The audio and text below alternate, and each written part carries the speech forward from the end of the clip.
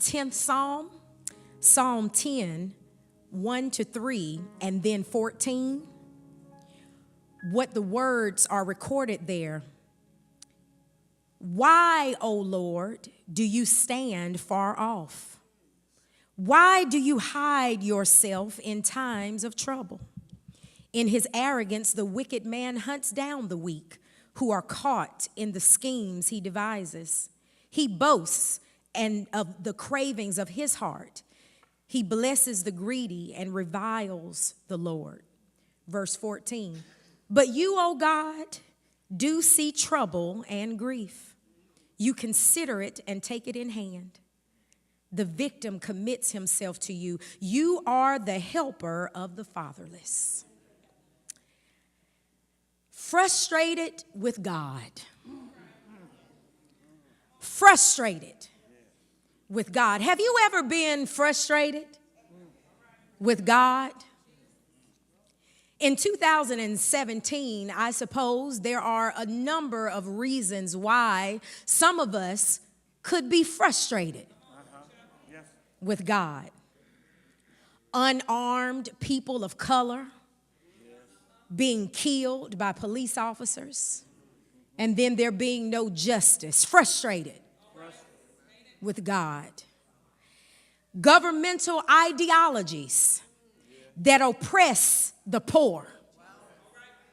Frustrated with God. Terrorism on every hand. Frustrated with God. And even if I weren't to look that far outside of my own circle and look within my own life, God, I've been sick for a long time. I've been praying like you asked me to. Ask and you will receive. I'm frustrated. I'm still broke. Applied for so many jobs. I even had an interview that I thought went mighty well. But I didn't get the job. They didn't call me. Frustrated. My family member. We stood by the bedside, hand in hand. We prayed for recovery. We said, by your stripes, they're healed, but they still died. Frustrated. I just can't seem to have even one good friend. Every time I turn around, they're stabbing me in the back. God, frustrated. Have you ever been frustrated with God? Well, let me speak for myself. One of my assignments as a chaplain, I was there in the children's emergency department. All of a sudden, there was a 4-year-old little Asian American girl. Her parents, they were European American. They had adopted her, but all of a sudden, she got sick. They could not understand why their baby ended up in the children's emergency department. There I stood, God's representative, as their chaplain, their pastor in that moment. We prayed, they cried. We cried, we prayed. The 4-year-old, I watched how the medical staff, they worked really hard to relieve and save this little 4-year-old's life. After a time had passed, I watched her little lifeless body take its last breath. The parents looked to me with tears in their eyes. They looked to me and they said, Pastor Chaplain, but we prayed. In that moment, I must admit to you, I felt something that I can only call frustration. I mean, God, were you even in the room? This little girl, 4 years old, do you even care? She will never see 5 years old. She will never go to high school, won't see college. There will be no wedding ceremony, no children for her. God, where are you? Frustrated with God. The psalmist seems to be frustrated. The psalmist raises questions. And what I love about the Bible is that it teaches us so many things. Even in this moment, we learn that it's okay to question God. The psalmist, the first thing that we hear the psalmist do is raise a question. Why? Why, God? Why do you stand afar off? I mean, do you hide yourself in trouble. Sometimes in this life, we may feel that we're playing hide and go seek with God. But God, don't play with me like that. I'm no longer a child. I've put away those games, playing hide and go seek with the Creator. Psalmist says, why? Why do you stand afar off? But you know, psalmist, it's okay. It's okay to question God. It's okay to ask God. God can handle your questions. You see, when I'm feeling frustrated with God, I should tell God how I feel. God can handle my emotions. After all, he gave them to me. So if I'm feeling frustrated, have I talked to God about it? The psalmist is talking to God about these feelings. It's okay to be in your feelings, psalmist, when it comes to God. You can be in your feelings. A lot of people can't handle feelings. We want to tell each other, get yourself together. Be a man. Be a strong woman. What's wrong with you? Get it together. But I love God because God can handle the psalmist's feelings. But psalmist, I have a question for you. Is God, the creator, supposed to report to the creation? Is God on assignment? I mean, does the creator owe the creation, or does the creation owe the creator? You tell me. Which one is it? It seems that sometimes when human beings face troublesome times, they say, God, give me what I want and protect me from what I don't want to happen to me. God, you need to report to me. I mean, come on, I've got faith. Having faith in God, what does that equal? Trouble insurance?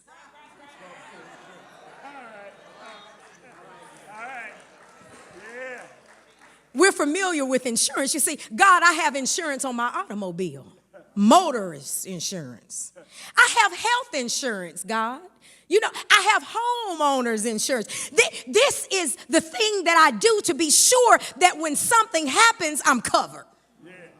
So if I have faith in God, then I should have trouble insurance. We have so many types of insurances that we have insurance for our insurance. You don't have enough coverage? This plan will help you with your plan.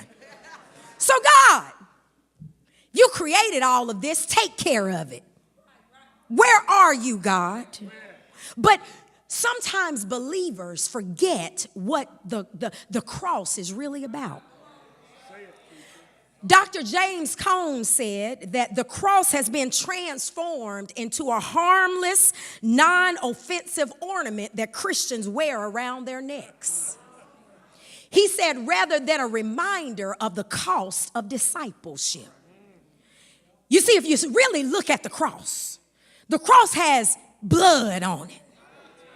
If you really consider the cross has suffering attached to it.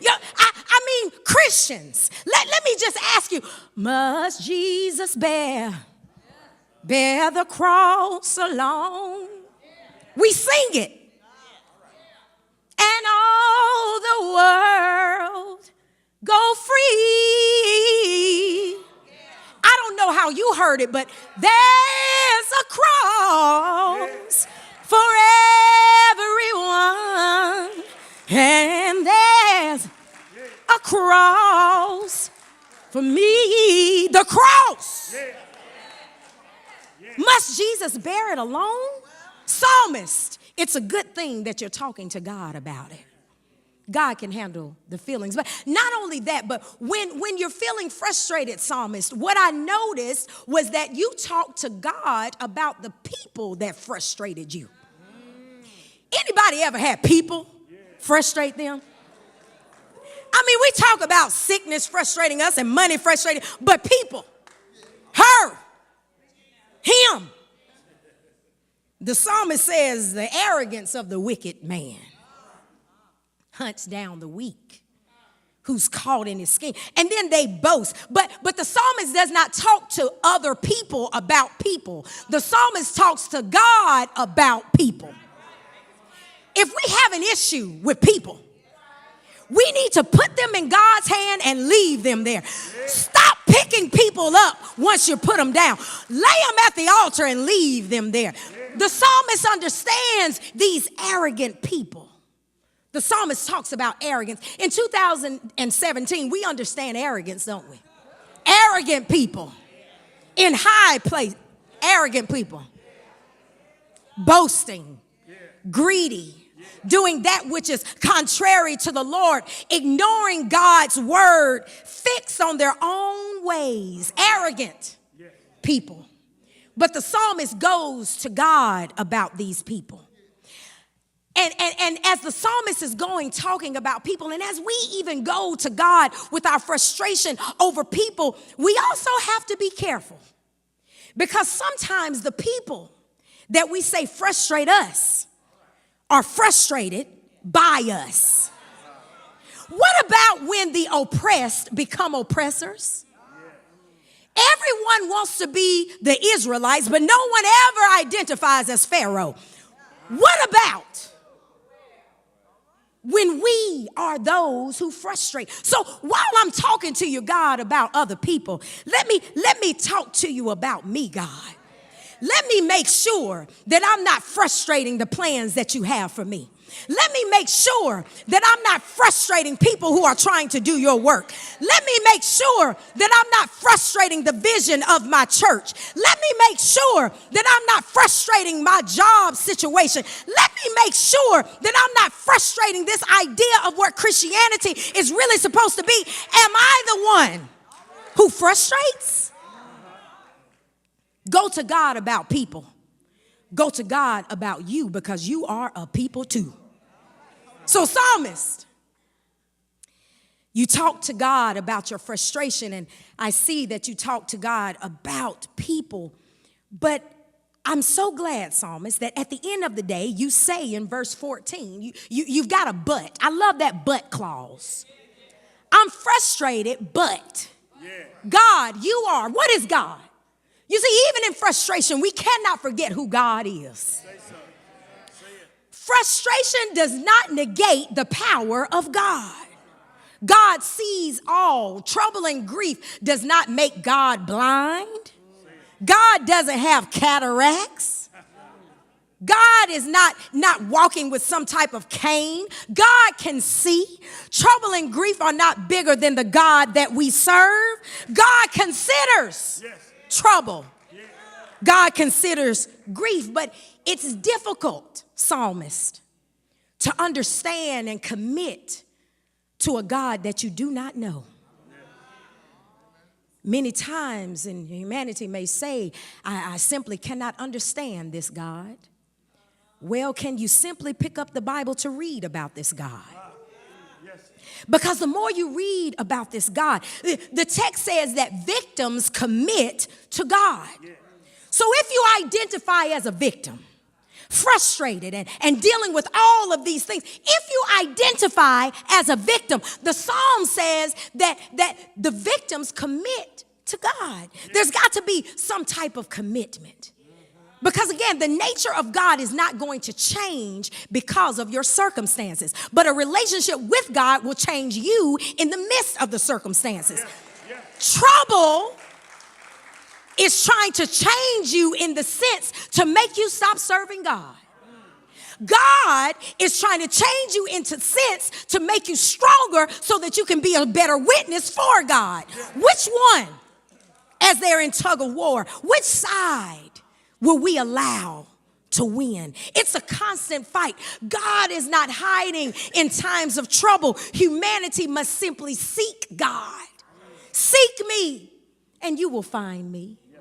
Psalmist, I'm not really hiding. Psalmist, I want you to look at me. I want you to see me. So if you're frustrated with God, my question for us today, church, is where are we going to go anyway? I'm frustrated with this God, but where am I going to go?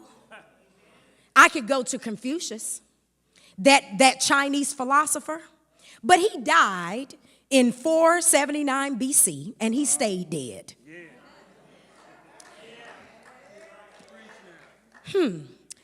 This God frustrates me.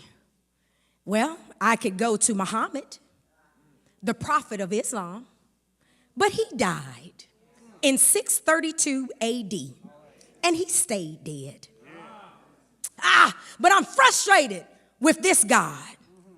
Well, I could go to Buddha, that teacher, but he died in 400 BCE and stayed dead. So although I get frustrated, I have to remember that I've made a choice. And if you haven't made that choice today, choose to follow the one true God. In the Old Testament, they call him Yahweh. In the New Testament, we see him as Jesus Christ. If you're frustrated, then I want you to know about the one true God. You see, he came in flesh and he frustrated death. You see, death got frustrated because when he thought about Confucius, he kept him down. But death got frustrated because you see, when he started with Muhammad, he kept Muhammad down. Death got frustrated because when it came to Buddha, he kept Buddha down. But oh, this Jesus. Oh, this Jesus. When it came to Jesus, Jesus frustrated death because you see what happened is that they took Jesus and they put him on a cross and death was watching. They took Jesus and they nailed his hands and his feet to the cross. Death was watching. And so then they lifted that cross. Death was still watching. So as they lifted the cross, death was looking and death was pretty happy. No frustration there. So they saw Jesus on that cross, death and all his little imps, and was real excited because all the other little G gods stayed dead. So they beat Jesus. They put a crown of thorns on his head. They pierced him in his side. They mocked his name. They spat on him. They called him all names but the Son of God. And so then death was excited because he even had people on his side. So there was no frustration there.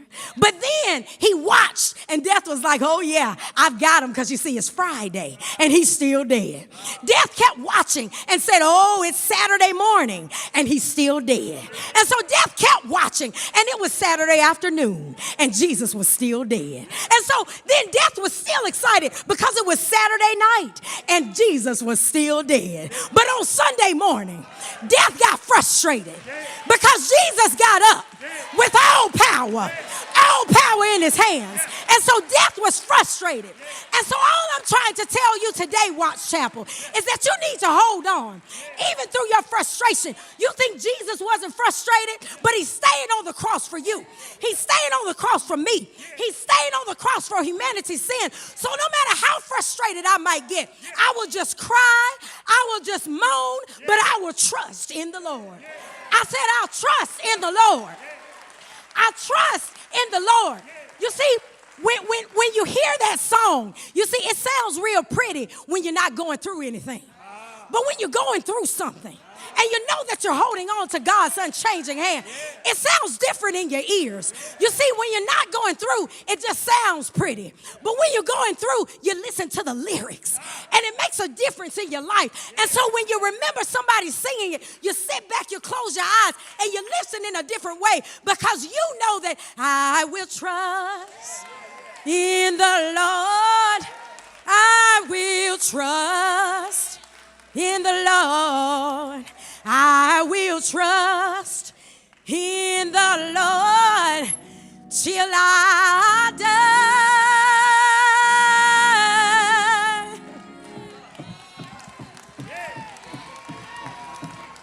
I will trust in the Lord. I will trust in the Lord. I will trust in the Lord till I die. Keep trusting in the Lord. No matter how frustrated you get, keep trusting in the Lord. No matter what the government does, keep trusting in the Lord No matter what you deal with on your job, keep trusting in the Lord. No matter how much the devil tries to bully you, you keep trusting in the Lord. Because when you have Jesus, you're on the winning team. God bless you.